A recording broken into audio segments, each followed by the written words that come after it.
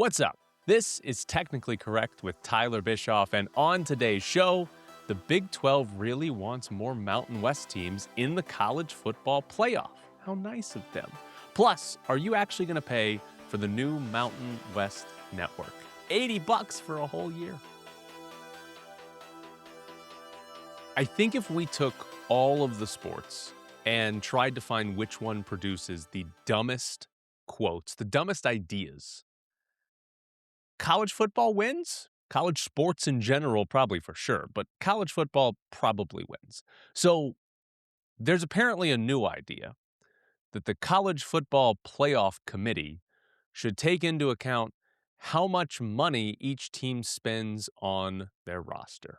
Ross Dellinger wrote a story for On3 from Big 12 Media Days, and apparently there are multiple coaches in the Big 12 that think when the playoff committee is examining which team should be in the playoff, they should take into account how much money was spent on the roster. The quote that sticks out from Ross Dellinger's story is, there are teams spending $30 to $40 million, playing teams spending $15 million. I didn't know that the Big 12 really wanted to see the Pac-12 and the Mountain West and the MAC and the Sun Belt and the American in the playoffs so badly. Because if the argument is that, hey, these SEC teams, these Big Ten teams are spending $30, $40 million, and poor us, the Big 12 schools, we only have $15 million to spend. So if we're close to them, we should get in the playoff because we did it with a worse roster, a cheaper roster. Then what's the argument for the group of six? What's the argument for UNLV, right? I mean, there's going to be Big 12 schools that spend $20 million more dollars than UNLV does on their football roster this year. If UNLV goes 10-2 and some Big 12 school is 10-2 and spent $20 million more, should UNLV be in the playoff? According to the Big 12 coaches, they should be. Hell, Wyoming, I think the players have to pay to go play at Wyoming. They've got no money. If Wyoming goes 8-4, they should probably be in, right? If you're in the MAC where you get $5 for your players, you win 10 games in the MAC, you should be the 1 seed. Right? Like, how does this statement ever even get uttered out loud? How does the idea that, hey, some schools are spending more money than me, I should get the benefit of the doubt and be put in the playoff over them? How does that get said out loud? I could understand as a coach, right? If I'm a coach and I'm comparing myself to other coaches, and I'm like, well, we had a great year. We had the same record as Ohio State, and they spent $55 million on their roster. And, I had $18 million on my roster. So, I did great as a coach. Yes, you did. You did a very good job. That doesn't mean you should be in the playoffs over them because they spent more money on their roster. That's not how sports works. Not at all. That's not how we do this in any of our sports. We don't do this on you might be the best team, but sorry, you spent the most money. We're not taking away the Dodgers World Series because they spent the most money, right? That's not happening. The Dodgers are in first place and they've spent the most money.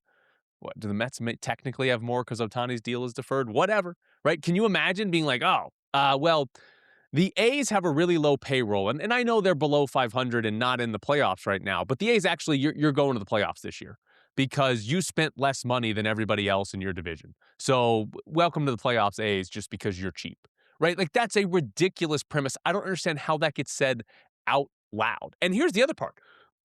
We already, in college sports, can't agree on which team should be in the playoffs. We can't agree on the parameters to decide who goes to the playoffs, right? Is it the most deserving team or is it the best team? And what defines deserving? What defines best? Is a good win more important than a bad loss, or is a bad loss more important than a good win? Is your strength of schedule really important? Right? Like we can't even agree on those things, let alone then trying to throw in, well, these two teams are pretty similar, but one spent $28 million and the other only spent $19 million. So we're going to put the cheaper team in the playoff. That's the most ridiculous idea that any coach has come up with for how we should decide who goes to the college football playoff.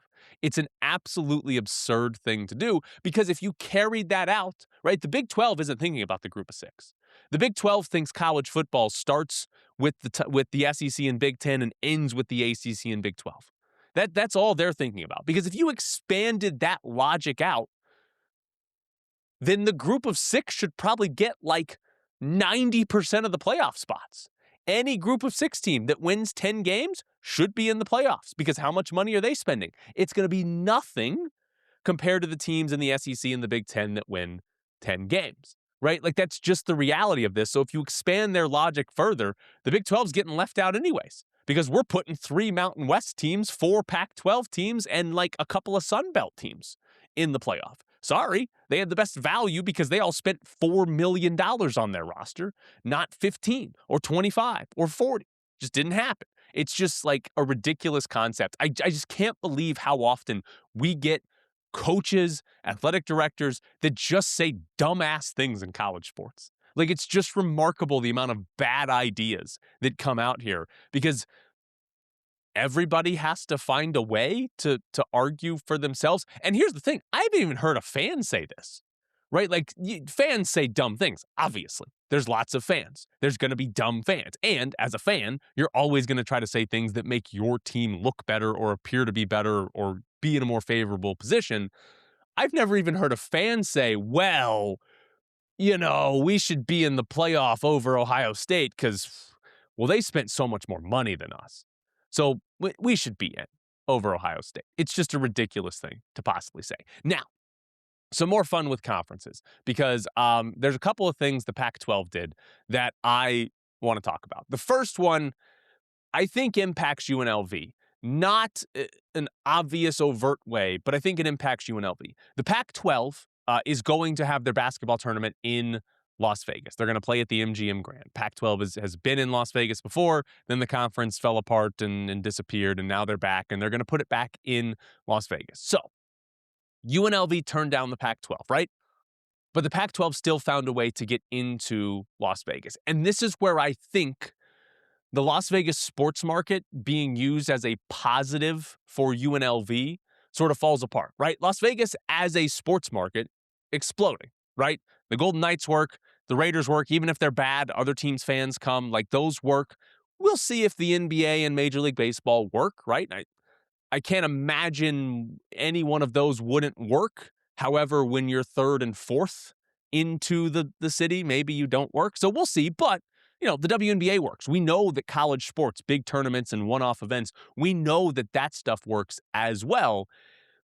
And none of that has to do with UNLV, right? If you were evaluating UNLV and evaluating the market that they play in, the whole reason that TV markets or cities or regions for teams are important is for eyeballs, right? Like that's the reason. It's for eyeballs.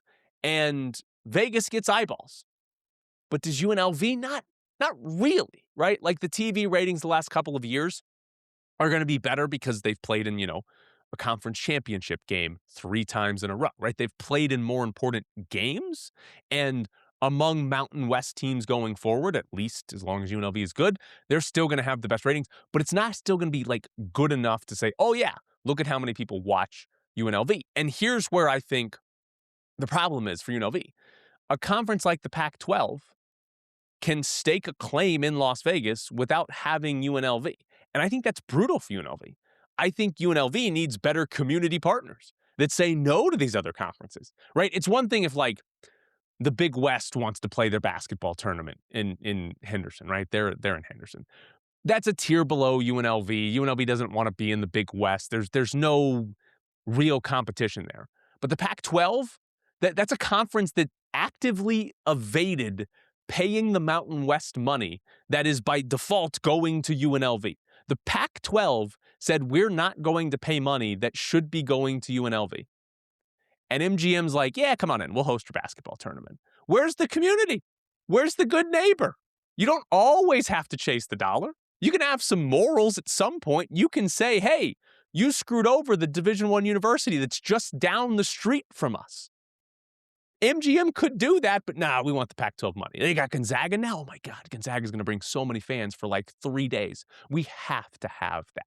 So as long as Las Vegas allows every other country, every other conference in the country to come in and use it, UNLV's attractiveness declines because there's just like you can do whatever you want in this city without having UNLV, right? And I know other places have sort of smaller cities, right? A lot of the SEC and Big Ten schools are in smaller cities. But like, can you imagine the home of an SEC city? Just like, yeah, we're gonna have the Big Ten in here. Yeah. That's what we're gonna do. We're gonna have the Big Ten come in. Like, it's just, I don't know. It just seems bizarre, and it happens UNLV all the time because UNLV is an afterthought, even in Las Vegas, which is why the idea that Las Vegas as a booming sports market could help UNLV isn't really true because the more sports that are here, the more competition there is. And as we see, other conferences don't really have an interest in adding UNLV. And even if they don't, they can come here whether they want to or not. Now, also on the Pac 12, oh, what a bunch of babies the Pac 12 are being. So, Teresa Gold, who is the commissioner of the Pac 12, she went on a podcast with John Canzano. And she said in a question, in response to a question about media rights money, she said that it was inappropriate. That was the word she used, inappropriate, to release the amount of money the Pac-12 is getting from their media rights deal. And then she continued to downplay the importance of the media rights money, basically saying, well, we get money from other sources as well, so that's not the only thing that matters. And the only reason to answer that way, the only reason to say, hey, it's inappropriate for us to talk about our media rights money, the only reason to say, hey, we get money from other places too, is because she's embarrassed by what that dollar amount is. She knows that if the Pac-12 released the actual amount of money they're getting from their media rights deal, the Pac-12 would get made fun of. The Pac-12 would be embarrassed by it, right? Because what they started off, I think it was like 15 million was the reported number when they were trying to get Memphis and some other teams from the American to come over and join the Mountain West defectors, right? I think they floated 15 million out there. They didn't get that. We don't know what the exact number is, but I know John Canzano's reported that it's under 10 million or between 8 and 10, I think was the number he put out, right? So like if they came out and said, hey, we got 7.2 million per team, that would be embarrassing given where they started. Because I'll give you the opposite, the hypothetical opposite. What if the Pac-12 had gotten $20 million per school in media rights revenue? We would all know that. The Pac-12 would have leaked that to the media or just put out a statement themselves to make sure everyone knew, hey, we got $20 million, right? They would be wanting to brag about that, puff their chest out about that and say, look how good we are. But instead, they're running from it. Why? Because it's way less than they anticipated a year and a half ago or whenever they came up with these numbers to try to woo teams in from different conferences. It's because it's not a good number. They're embarrassed by it, right? That's what it is, right? It's still a bigger number than what the Mountain West is getting, according to different reports there. It might even be double what the Mountain West is getting. So even though it's embarrassing, it's still less embarrassing than what the Mountain West is getting, but that's why you call it inappropriate. That's why you downplay the importance of it, because you didn't get a good number. It's also not the only thing they're cowering away from. The Pac-12 is going to be the only conference in the country that doesn't do a media day ahead of football season. Now, I am in the, well, kind of. I was in the media for my entire career, kind of hanging on by a thread, right? So obviously, I'm going to tell you the importance of media days. If you don't even know what it is, by the way, every summer, the Big 12 just had theirs, but every summer, conferences hold a media day. And usually, right, they rent out conference rooms, convention centers, ballrooms at a hotel, whatever, and the teams will send their head coach and like 2, maybe 3 players, right? You go to a city, you stay in this hotel, and then for a couple of days, you just do a bunch of media, right? The commissioner holds a press conference with all of the media. It's State of the Union type address for the conference before the new season kicks off. And then every player and coach, there's interviews set up press conference wise for like newspapers, right? There's Radio Row where radios can be live or recorded and grab players and coaches or the commissioner, whatever, to do interviews, right? They set up specific times for television to do things. They even set it up for like the conference itself to record videos for promos and marketing and advertisement and all of that, right? The conference's television partners, right? CBS Sports Network will be there, and they'll record stuff that they can use during their Mountain West broadcast so that they have something for all these elements, right? So many elements go into broadcasting of sports. But basically, anybody who creates any sort of content around that conference's football season goes to media days or can go to media days and get content, right? You can get stuff for the paper, for the radio station, for a TV station. You can get stuff if you work for the conference itself, right? It's a very helpful thing for the media, right? Again, been in the media, so obviously I think these things should happen. But the interesting part is why the Pac-12 canceled it. They're citing how expensive it is. Front Office Sports wrote a story on this, but they brought up the fact that it's expensive. And I believe it, right? Conferences usually reserve the ballroom, right? You gotta reserve these rooms for 2 or 3 days, right? The players and coaches stay at this hotel. I'm assuming the conference pays for that. They feed everyone, including the media. They feed us like idiots, right? So like I bet that it's expensive. But the Pac-12 hasn't even started yet. The new Pac-12 hasn't even started yet. Are they already looking at their bank account and saying, uh-oh, we got to start saving money. We got to start cutting, right? Let's cut things. We got to find ways to cut things so we can save money. And so they come up with cutting something that no one else is cutting, right? The Mountain West is doing it. Apparently every conference is, right? The Sun Belt's doing it. But the Pac-12 is like, no, let's not do that.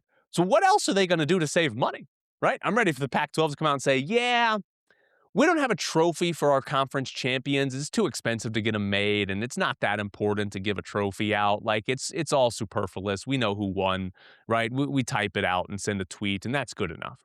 But, like, what's the Pac-12 doing? Like, it seems like an embarrassing conference to be in.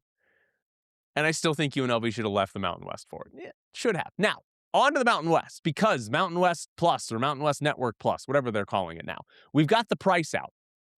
If you want Mountain West Network Plus, you can pay $10.99 per month or buy it for a whole year at once and you pay $79.99. So that's basically $80 for a whole year or $131 if you go monthly. There also is like a 15% discount. I think it's welcome15 is the discount code, but when you sign up, it's right there in front of your face. It's about what I expected and it still seems a little too expensive. But I think there's a couple questions I have. Like, one, what are you going to get from it? The main draw is that you get to watch the games that don't get picked up by real TV stations, right? Obviously, football and men's basketball are going to be the two biggest draws to this type of thing.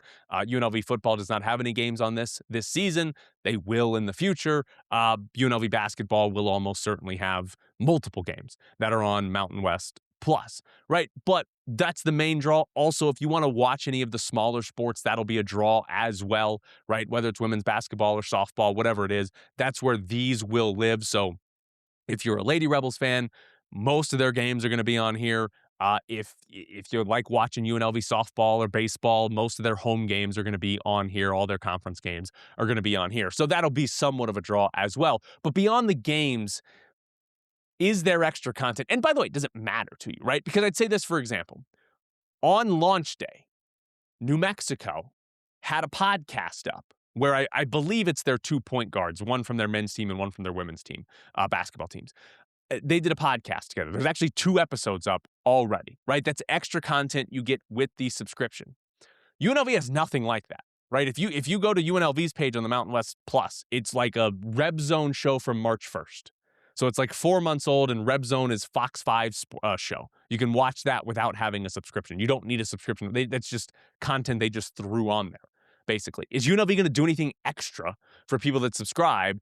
Or is it just going to be, yeah, you come here to watch the games and nothing else, sorry, right? And how many schools will do more? Because again, how much money do they have to put forward to all of this? I don't know. We'll see. And do you care? Like, you're a UNLV fan. If you're a UNLV fan that subscribes to Mountain West Plus, diehard UNLV fan, right? Like, you're making sure you can watch all of the basketball games. They're mostly going to be against bad teams, right? You're the exact target audience that would watch a podcast of two UNLV players or whatever content that they want to do. Bring back Mike Ramala and do Take a Lap, right? You're the exact person. You're the exact audience for that. Do you care? Like, would you watch those? I don't know. It's extra content, and I don't know how important it is because, again, the most important thing here is you're doing it to watch the game. So it might not even matter. Maybe the right call is to just not do anything because you're not going to actually get more people to sign up or even make your fans happy with it. It just might exist. Last thing on UNLV basketball. They've got a new player, maybe. Mustafa Loom announced on Twitter that he's transferring to UNLV. UNLV hasn't actually announced it, though, but it's been on social media for like a week now, maybe even longer than that. He was a freshman at Northwestern State last year. He is 6'10". Played in 21 games, started 4 of them, I think it was. 11 minutes per game. He averaged almost 2.5 points and 2 rebounds. So there's not much there. Evan Maya and his transfer portal rankings have him as the 1,862nd best player in the transfer portal. That is not very high. So it appears to be size for the sake of size. I say that as having never watched Mustafa Loom play any sort of basketball ever. But I can't imagine with those stats and that ranking that there's a whole lot to get excited about. Feels like a player that we should all be surprised if there's any significant impact this year. But we'll see. Maybe he's extremely underrated and Josh Pastner found a diamond in the rough. I don't know. But they've got a new player potentially. Again, UNLV hasn't actually announced it, but it's been on social media for a while. So I assume it's true. It has to be, right? Now, last thing to wrap up here on the show is the World Cup. I got this little bandana from the Seattle game or World Cup in Seattle. It's a cool little tail. Yeah. End of note, if you watch me because it's like, yeah, he talks about UNLV and you don't care at all about soccer, you can turn it off. There won't be anything else about UNLV on here, just soccer. I went and watched the U.S. lose to Belgium, and what a damn disaster that was. I am still shocked how every single player like had the worst game of their career. They all played like shit. Like, I cannot believe how bad they all played. Sure, Belgium played well. Belgium was the best team the United States played in this tournament. But the United States played nowhere close to the level that they had shown us in the previous games. And again, the amazing part was it was everyone.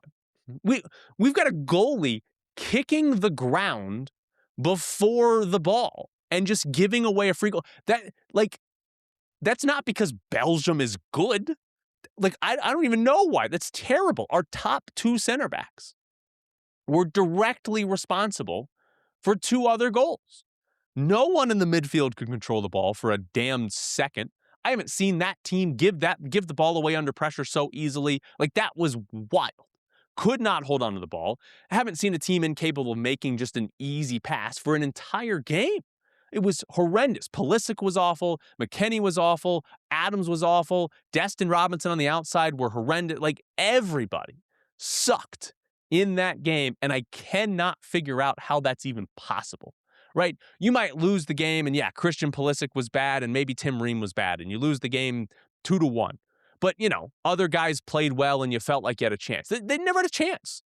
Like, they tied the game 1-1, immediately gave it back because everybody on the team sucks. It's insane that all of the players had their worst game of the tournament at the same time. And, like, worst game ever? I mean, how many times has Matt Freese done that? Kicked the ground like 10 feet away from the ball. He wasn't even close. Now, 2 other things on this. One that annoys me. So, United States loses. Everyone is piling on to Christian Pulisic. Whether it's Landon Donovan, whether it's just fans, whatever. Everybody's piling on to Christian Pulisic. He's the most popular player. Team gets eliminated in embarrassing fashion. He was terrible in the game, leaves with an injury. Everything from Pulisic in that game was bad, and yeah, deserves to be ripped. That's what we do in sports. You played poorly, you're the star of the team, your team loses, you get criticized quite heavily. But there's one specific thing that annoys the hell out of me. And I've seen it a few places, but there's a tweet out here that I really want to use because it's a great example. Carly Worthen, who is with Bleacher Report, tweeted out, "Is Christian Pulisic a player that shows up in the big moments? No. Is he a good leader? No. Does he have a charisma? No. Does he at least have good morals? No." Now, if you want to say Christian Pulisic doesn't have charisma, that's fine. I've seen the commercials too. If you want to say he doesn't have good morals, which I think she's saying that because he seems to support Donald Trump, fine, go for it. If you want to say that he's a bad leader, that's fine too. I don't think I've ever really criticized people for being good or bad leaders. I feel like that's a hard thing to figure out from the outside, but that's fine. They appear to not have great player leadership. There's been plenty said or reported that would also imply not a good leader. All of that, go for it. I got no problem with that criticism. But we're not going to rewrite history and pretend that Christian Pulisic doesn't show up in big moments. Last World Cup, the United States played Iran in the final game of the group stage. We had to win the game to advance out of the group stage. And we did win the game. We beat Iran 1-0. You want to guess who scored that one goal? Oh, it was Christian Pulisic. We're not going to pretend like the guy who scored the biggest goal in the previous World Cup doesn't show up in big moments. We're not going to do that, right? The biggest goal the United States scored at the last World Cup was scored by Pulisic. And then 4 years later, we're going to say, he's never shown up in a big moment. That's not what happens, right? And by the way, I happen to like U.S. soccer, right? I watch them more than just the World Cup. I love when they have the Nations League here in Las Vegas because we've never lost and we beat Mexico all the time. It's phenomenal. But we play in North American tournaments between the World Cup. Those games are important. They're the second most important thing we do aside from the World Cup, right? And since Pulisic has been a mainstay on the team, right? I think he made his debut in 2016. But since he's been a mainstay on the team, we have played in the CONCACAF Nations League 4 times, right? It's the biggest North American tournament now. We've won 3 of those 4 since Pulisic has been a mainstay. The 2023 Nations League semifinal, we played Mexico. Christian Pulisic scored twice in that game. We won. The 2019 Nations League final against Mexico. We won in extra time. You know who scored the game-winning goal on a penalty in the 114th minute? Oh, it was Christian Pulisic. And again, I know you may only watch this team during the World Cup, and if you just watch this World Cup, Pulisic didn't do anything. He was really good against Paraguay, but Pulisic didn't really do anything in this tournament to make you think he was anything special. But I'm here to tell you that since he's been on the team, the biggest moments we have played in, Christian Pulisic has been the central figure.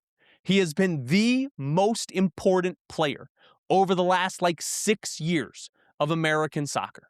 The most successful in terms of winning tournaments has been this last 6-year stretch. And Pulisic has been awesome. He has already cemented himself as a big-time, big-moment player for the United States. Did he suck against Belgium? Yes. Was he good in this tournament? No. Criticize him all you want. But we're not going to pretend like Christian Pulisic hasn't been the best player and performed in the big moments for this team for the last 6 or 7 years. We cannot do that because it is factually inaccurate to pretend that Christian Pulisic has never showed up for this team because he was bad in this World Cup. Oh, and by the way, he had a fracture in his leg. He was playing hurt. Yes, do we need somebody better than Christian Pulisic at the next World Cup? Absolutely. He's also going to be 31 at the next World Cup. I would love for Pulisic to be coming off the bench because we're so good. But so far in his career, he's been awesome. And we're not going to change history and say, oh no, this guy doesn't show up in the big moments. He can't do it when he's only done that for us. up until this World Cup in his career. Last thing on this is Mauricio Pochettino, the manager. Biggest name the U.S. has ever had manage the team, right? We got private donations to come pay him big bucks to come coach the United States, right? Was his coaching stint a success? I'll tell you the positive first. The United States just won 3 games at the World Cup and scored more goals in the World Cup than the United States has ever scored in any World Cup ever. Before the Belgium game, this team looked like the best U.S. team ever at a World Cup. They played well. They scored a lot of goals. It genuinely, before the Belgium game, was an awesome run. But ultimately, we lost in the round of 16. It's the same place we always lose. So does it matter that we looked better in the group stage and scored more goals if we ultimately lost at the same exact spot? Matters a little bit because I watched those games, went to one of them, and enjoyed the hell out of it. So it does matter a little bit, but it's hard to call it a success when we went just as far as we did in the last World Cup with Greg Berhalter, a manager that everybody thinks sucks, right? It's hard to say, yes, that was a success. And if you take into account the entire time that Pochettino was the manager, remember, we won three of the 4 Nations League finals. The only time we haven't won it was the only one that Poch was the manager. And we didn't even make the final. We lost the 3rd place game. Complete disaster, right? Poch before the World Cup, awful, horrendous. We did not win a single tournament with him as manager. We did not beat Mexico one time, and that was coming off we had a 5-year stretch, the longest stretch ever we had gone without losing to Mexico. Poch didn't beat him once. We lost to him every time, right? We were bad. We were awful for the last 2 years leading up to the World Cup. So it's hard to call it a success. Again, prior to the Belgium game, it's the best team I've seen play. It's the best United States team I've seen play, right? Like they look, I thought they were going to beat Belgium. So it felt like we were about to break through, make the quarterfinal and be like, yeah, this is clearly success. But we ran into the same exact roadblock we've run into over and over and over again. And so it's hard to say it's a success because we hired Pochettino to do better than Greg Berhalter. And did he? No. I mean, we didn't go any further in the tournament. And it was this Belgium team. Well, I don't know. They looked really good against us. But this Belgium team was worse than the Netherlands team that knocked us out last year, right? Or last World Cup. So I don't think it was a failure. And again, if you had told me the way they played through the first 4 games, I would have said, hell yes, let's go. But it's just not a success. And ultimately, we'll see what they do next with the next manager. I guess it could be Poch again, but I'm assuming it's not. How well is the next manager and what do we look like for the next 4 years? Qualifying for the next World Cup and hopefully finally getting into the quarterfinals and beyond. That would be a lot of fun to actually do. But this has been Technically Correct. Thank you for humoring me and letting me talk about soccer, even though this is mainly about UNLV. I appreciate it. See you next week.